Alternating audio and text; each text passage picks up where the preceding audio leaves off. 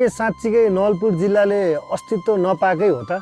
जस्तो भनिन्छ नि मेजर सिटिजहरू पोखरा, काठमाडौँ, बुटोल यिनीहरूमा चाहिँ धेरै मान्यता दिने, तर हाम्रो यो नवलपुर भनेपछि कसैले पनि चिन्दैन के।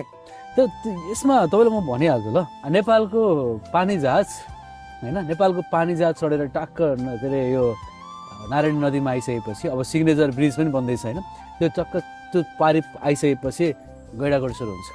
गैँडाकोटबाट तपाईँ केबल कार चढेर जानुहोस् या के भन्छ स्टेप हिँड्दै जानुहोस्, तपाईँ पुग्नुहुन्छ मौलकालिका पुग्नुहुन्छ। मौलकालिकाबाट तपाईँ झर्ने बित्तिकै अलिकति अगाडिपट्टि आउनुभयो भने शाश्वत धाम भन्ने छ, जुन चाहिँ सिजी, जहाँ तपाईँले चाहिँ आन्तरिक रूपमा सबभन्दा बढी पर्यटक भिजिट गरेको ठाउँ पनि देख्न सकिन्छ। त्यहाँबाट अलि यतापट्टि आइसकेपछि तपाईँ यो सबभन्दा अग्लो डाँडा देवचुल डाँडा पुग्न सक्नुहुन्छ, मजाले ट्रेकिङ गर्न सक्नुहुन्छ। अलिकति तल झरेर थारूको कल्चर हेर्न सक्नुहुन्छ, मजाले नारायणीमा ऱ्याफ्टिङ गर्न सक्नुहुन्छ, अनि चितवन राष्ट्रिय निकुञ्जमा सफारी गर्न सक्नुहुन्छ। त्यहाँबाट दाउन्ने हुँदै तपाईँ इन्डियासम्म छिर्न सक्नुहुन्छ। यति धेरै कुरा छ नि हाम्रो जिल्लालाई यसो चिनाउने भने त सबभन्दा धेरै कुरा हाम्रो जिल्लामा छ।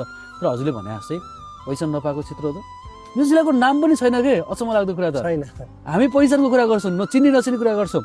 नवलपरासी बर्दाघाट सुस्त पूर्व भन्नु परेको छ अहिले हाम्रो। नवलपुर भन्यो भने हाम्रो जिल्लाको नाम पनि छैन, हो कि कतातिरको हेटौडाको हो कि उता अर्को ठाउँको नवलपुर हो कि भन्ने छ। हामीलाई त नवलपुर अहिले हामीलाई माया गरेर होइन निकनेम हो क्या हाम्रो नवलपुर। हामीले अहिलेसम्म के भन्छ यो चिना हराएको मान्छे होइन, हामी जिल्ला हराएको मान्छे हो। सबै कुरा भएर पनि अनि अब सबै कुरा छ, मान्छेले जिल्लै अझसम्म हामी स्थापित हुन सकेका छौँ। हाम्रो यस्तो समस्याहरू त रुकुममा पनि छ होइन, पछि आयो नि त जिल्ला। सो यहाँनिर चाहिँ एउटा अस्तित्वको कुरा, जिल्लाको कुरा छ।